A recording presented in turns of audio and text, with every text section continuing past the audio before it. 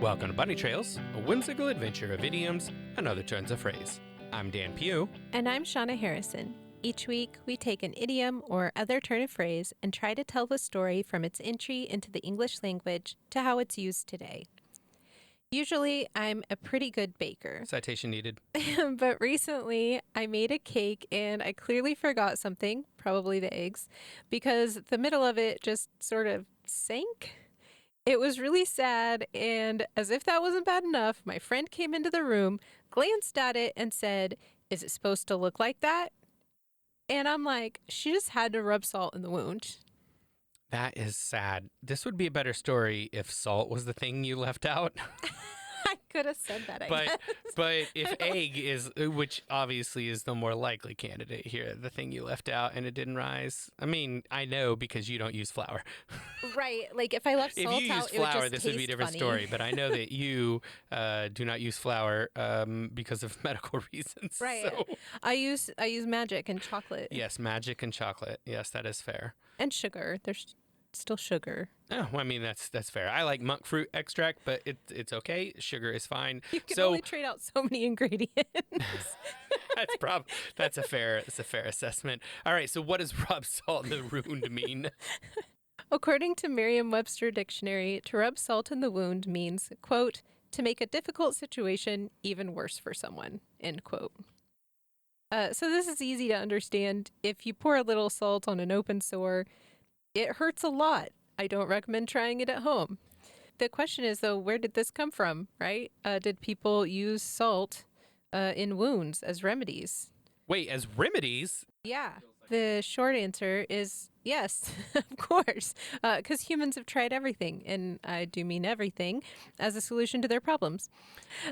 Salt is one of those substances that it's had so much attention throughout history, from being, like the salt of the earth to just being salty about life.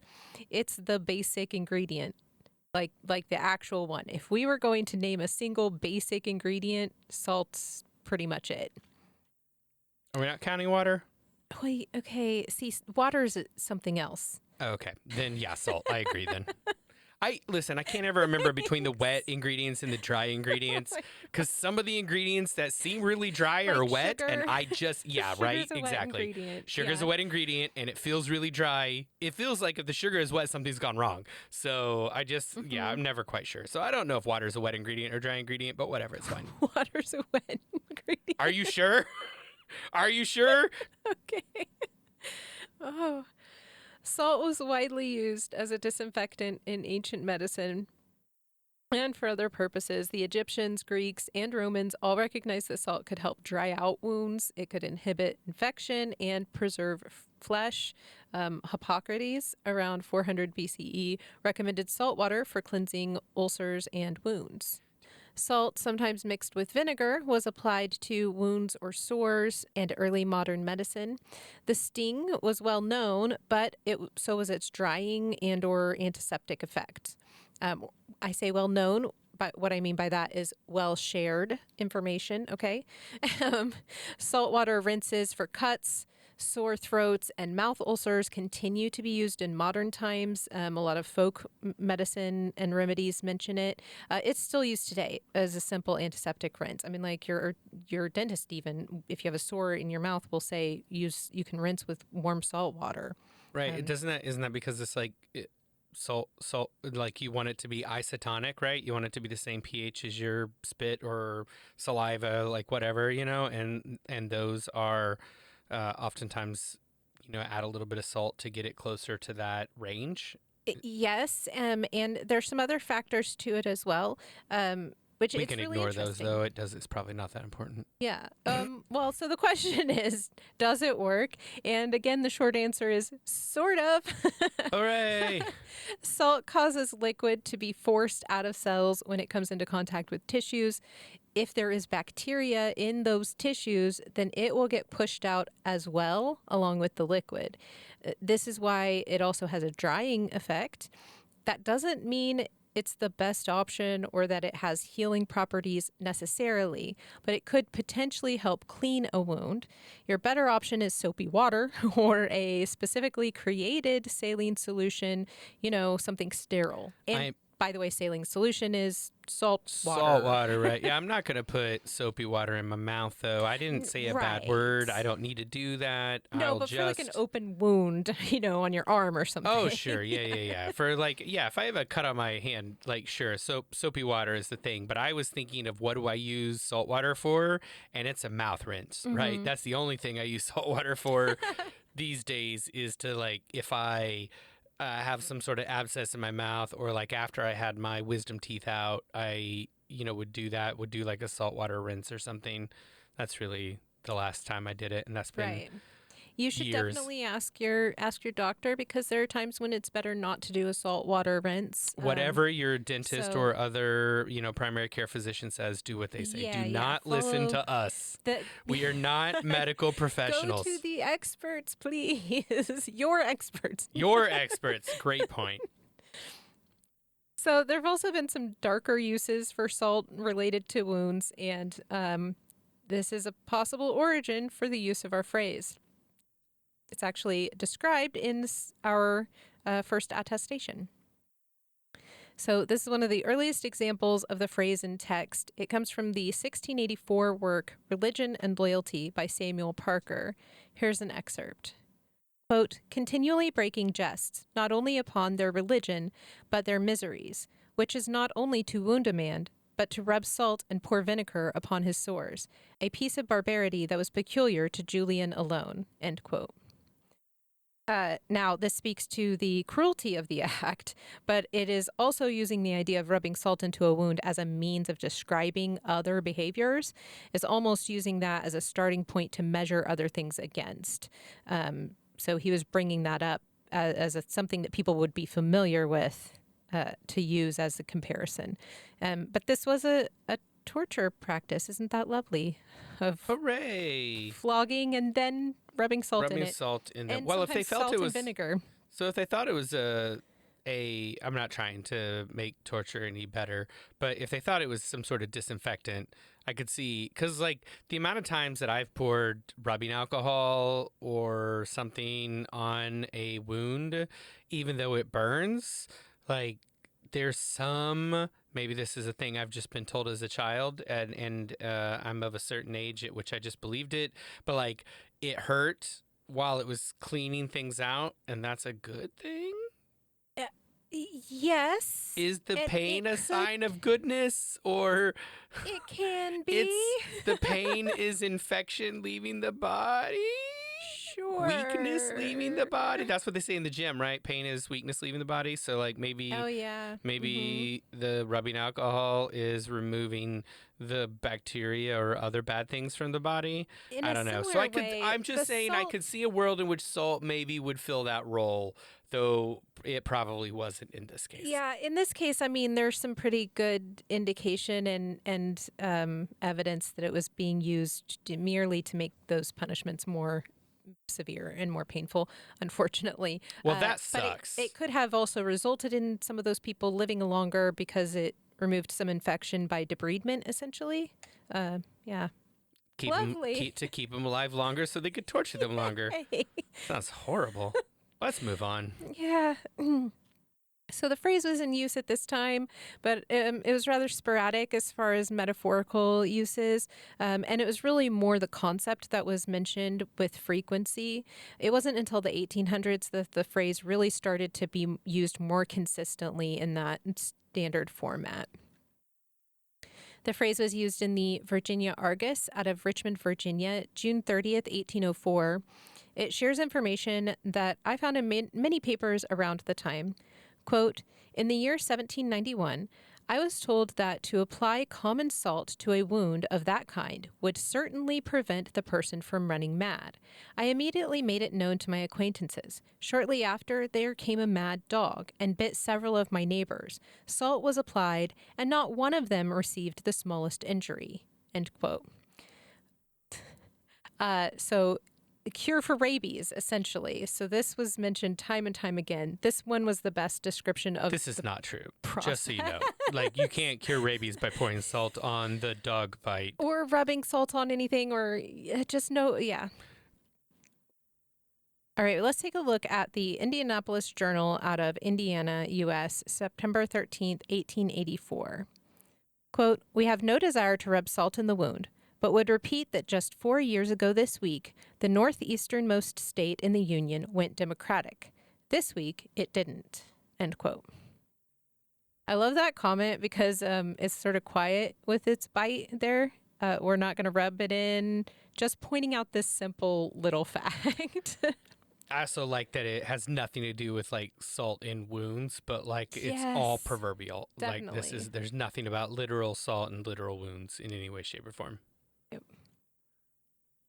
Next, let's take a look at the New York Tribune out of New York, New York, March 6th, 1901.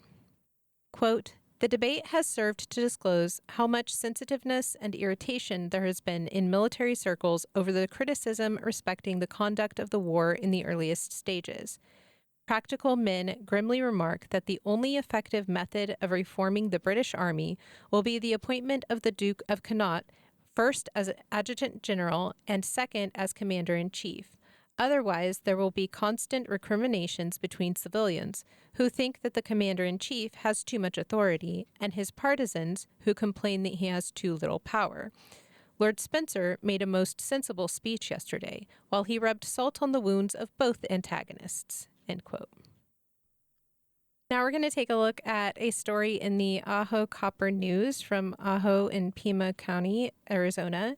This is dated January 21st, 1922. The story is titled "Vamps Who Made History: The Vampire Who Trained a Tyrant" by James C. Young. Quote, "The love affair with Acte estranged Nero and his wife Octavia, whom he had married as a matter of statecraft. Then he fell under the sway of Poppaea, Sabina, and quickly abandoned Acte. Poppaea also was married, but as mistress to Nero, she chided him for subjection to his mother. Nero lost his head and set about doing whatever Poppaea bid.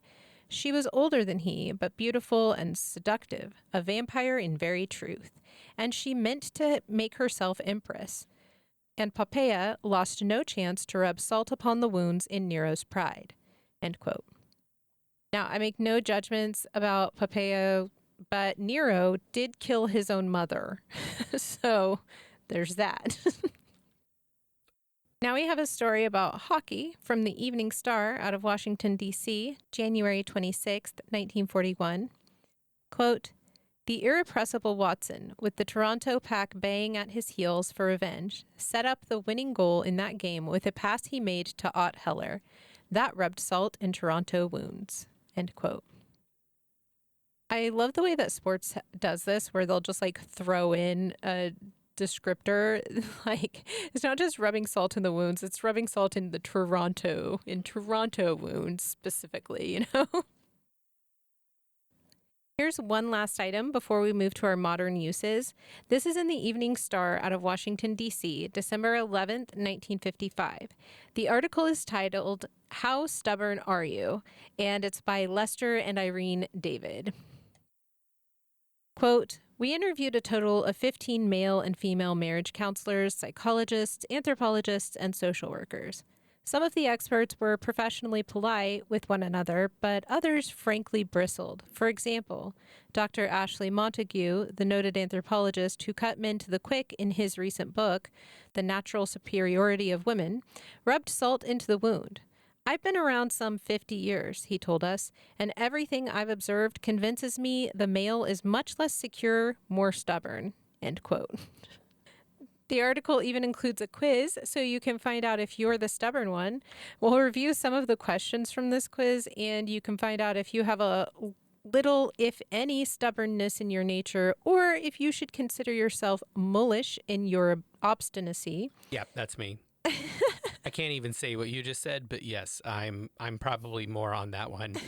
I'm the guy who, if the sign said all of these men will die of stubbornness, that I would spray paint underneath. No, I won't. I refuse. I will refuse to not. die of stubbornness. I will not do No, that. I won't. Okay. Well, join us for our behind the scenes every Friday on Patreon.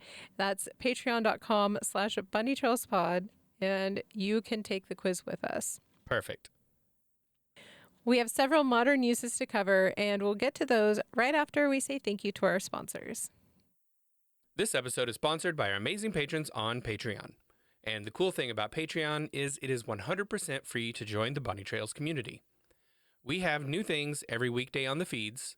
On Mondays, we have a conversation about what movies, shows, books, podcasts, and whatever else everyone is enjoying. Tuesdays see early access to the week's podcast. Wednesdays have all the links, books, songs, and other content mentioned in the week's episode. Thursday has patrons-only polls. And Fridays are our lightly edited, behind-the-scenes video featuring all the cut content, goofs, and bonus facts you could imagine. We've got some other pretty cool stuff too, like original digital artwork once a month made by me, and direct access to talk with us. No algorithms getting in the way of what we see or don't see. Plus, you can get awesome name recognition like Pat Rowe does every episode. And our top spot is currently occupied by the amazing Mary Halsig Lopez. You can join the Bunny Trails community for free at Bunny Trails Pod on Patreon. That's patreon.com/bunnytrailspod. The song Salt in the Wound by Theory of a Dead Man was released in 2014. Here are some of the lyrics. Quote, "Being dead must be better than this. It already hurts, but you couldn't resist. Moving on way too quick, an unexpected way to end it. Like a bullet that didn't go through, it's stuck inside just like you, making me ache like you always do. Now you're him like we were nothing. You could have let it be, you could have let me bleed. Instead, it seems you keep rubbing salt in the wound." End quote. So in that song, the phrase is used in its figurative sense, describing emotional pain that is made worse by someone's actions, and as if, that initial hurt wasn't enough. I think it's perfect to capture like the lingering pain of heartache or betrayal, like just keeps stinging. Salt in the Wound, Safety Net Clinician Perspectives on Performance Feedback Derived from EHR Data is a 2017 journal article that was originally published in the Journal of Ambulatory Care Management. And here's the abstract. Quote, "Electronic health record data can be extracted for calculating performance feedback, but users' perceptions of such feedback impacts its effectiveness. Through qualitative analysis, we identified perspectives on barriers and facilitators to the perceived legitimacy of EHR-based performance feedback in 11 community health centers. Providers said such measures rarely accounted for CHC patients' complex lives, or for providers' decisions as informed by this complexity, which diminished the measure's perceived validity. Suggestions for improving the perceived validity of performance feedback in CHCs are presented. Our findings add to the literature on EHR-based performance feedback by exploring provider perceptions in CHCs." End quote. So in this case, the phrase is borrowed for the title, suggesting that poorly framed performance feedback can feel less like support and more like rubbing salt in the wound. That seems fair, actually. Performance feedback is oftentimes misused for the benefit of the organization doing the performance feedback rather than actually doing Helping improve than things, actually yeah. helping improve anything for the relationship between the person and the doing the performing the thing and the organization. Right. Salt in the Wound is a 2018 alt song by Boy Genius. Here are some of the lyrics. Quote, "You put salt in the wound and a kiss on my cheek. You butter me up and you sit down to eat. You add insult to injury. You say you believe in me, but you haven't decided about taking or leaving me. But you take and you take like silks up my sleeve, tied corner to corner, never ending. Trick after trick, I make the magic. And you unrelentingly ask for the secret. Neck full of mockingbirds, all calling your name. I tried to sing it all back, like I heard it. It don't sound the same. I'm gnashing my teeth like a child of Cain. If this is a prison, I'm willing to buy my own chain." End quote. This song has like an eerie repetition to it that kind of makes you feel that relentless pain that's being described. It's really interesting. Beyond Words, Words, Wit, and Wisdom for Today's Style and Decision Makers is a blog that featured the 2020 article Salt on the Wound. Here's an excerpt. Quote, I poured salt on a wound yesterday, literally. I have a small wound on the tip of one of my fingers and didn't even consider it as I started to fill a salt shaker. Ouchie. It burned and stung so bad that the idiom immediately came to mind. But why is it not only a play on words, but true? Why does salt hurt a wound? It got me thinking, and I'm here to tell you. End quote. Same advice here. Don't pour salt on the wounds. The article also features a list of different types of salt, which I thought was kind of interesting. Salt in the Wound is a 2023 book by Sierra Simone, described as a dark enemies to lovers romance. Here's the synopsis. Quote, the first time I meet the devil, he knows my name. The second time I meet him, the truth becomes clear. Mark Trevena is to be my husband. No matter that we don't know each other, no matter that he's older than me, shameless and sinful, the owner of a secret club where the powerful come to play, my father has spoken, and I'll be the devil's bride the minute I graduate from college. Except my future husband has one condition for this arranged marriage. We have to pretend it's real. He'll teach me, he says, how to pretend to be his in pain and pleasure both, how to pretend to arch and writhe under his touch. But his lessons are teaching me something else entirely, that Mark Trevena wants me in a way that's not pretend at all. End quote. This feels very 50 Shades of Grayish. I'm not sure they're the same. Maybe. I mean, I could be arranged marriage with the devil. I think it's how to pretend to be his in pain and pleasure both, and how to pretend to arch and writhe under his touch. I think that is where I was going with the whole, it feels very much Okay. 50 Shades of Grey. I see. Yeah. I think I mention this each time, but romance novels are typically not my thing. So I'll just leave it at that. Salt in the Wound is a 2024 painting by Aisha Pierce. It honestly looks like a background of skin with an open wound on the lower portion of the painting and salt being poured into it. Though it's somewhat abstract, it's also pretty obvious if you know what the title is. The artist shares, quote, one for everyone having a bad day. Me too. Salt in the Wound is painted in oil on a cradled wood panel. End quote. I love the simplicity of that. It's very sixth grader-ish. Like, I don't want to take away from anybody's, abilities or anything, but it looks like the kind of thing a sixth grader would draw. Maybe it's definitely got the abstractness to it because it's not, just it's not like an arm. It's not like an arm or something with a wound on it. It's just three colors essentially, or main colors they're going. But yeah. Yeah, nothing seems to be to scale or anything. Yeah, no, I think I'm going to stand by my statement. Okay, fair. Finally, we have The Curious Clinicians, a medical podcast that asks why. In episode 110, Salt in the Wound, they seek to uncover the secrets of salt. Here is a little bit. Quote, take-home points. Pouring salt in wounds does indeed cause pain by multiple mechanisms. Raising wound osmolarity, which stimulates osmosensitive TRPV nociceptive neurons. In a fascinating twist, these are the same neurons through which capsaicin from chili peppers signals and the venom of a certain type of tarantula from Trinidad. Another mechanism is osmotic stress leading to cellular injury and death. End quote. So don't put it in your wounds is the thing that we're saying here. I don't listen. I already don't care about salt now. I knew it. Okay, see, if you're hoping for something truly terrifying, join us for that behind the scenes where, yes, we will discuss the capsaicin venomed tarantula of Trinidad. I am never going to go to Trinidad and Tobago now, ever.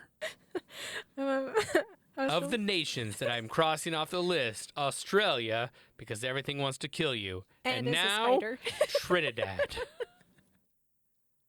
What I like about this phrase is how instantly it lands. Everyone knows what it feels like when something already painful is made worse, whether it's heartbreak, disappointment, or even just a small embarrassment that someone points out again.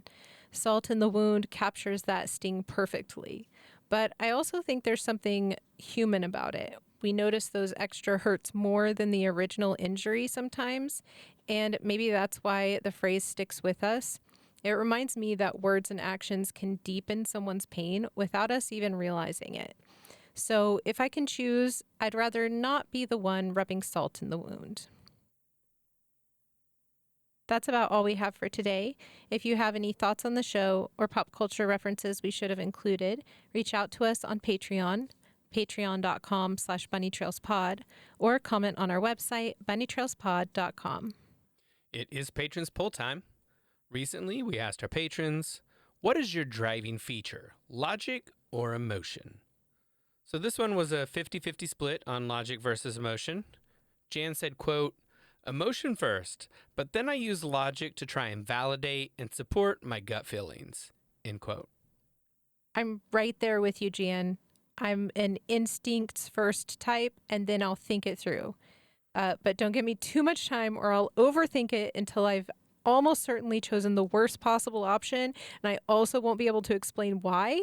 Sort of like not choosing the poison in front of you or me, like that scene from The Princess Bride, you know? Yeah, and then you die of Where it's like it iocaine doesn't- powder poisoning. It's Yeah, like it didn't matter, I was going to die anyway. right. It's fine. He poisoned them both. Spoiler alert.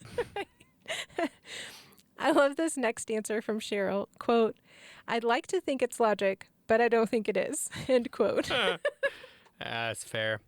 Well, I am mostly logic, though I've learned to trust my gut feelings when I have them. Still, mostly I try to follow the logical, rational route. If I let strong emotions guide me, they often lead me down a rather illogical path, which makes me sound more like Spock than I really am. Or maybe the exact amount of Spock that I really am. I don't know. Who knows? No one really knows. But to wrap us up, I will share JGP's unique wisdom. Quote, neither. I think I lean more towards crazed rodent on a hamster wheel, end quote. Oh, love it. As a reminder, our silly polls mean absolutely nothing and are not scientifically valid. And patrons of all levels, including our free tiers, can take part. Head over to patreon.com/bunnytrailspod to take this week's poll. Thanks for joining us. We will talk to you again next week. Until then, remember, words belong to their users.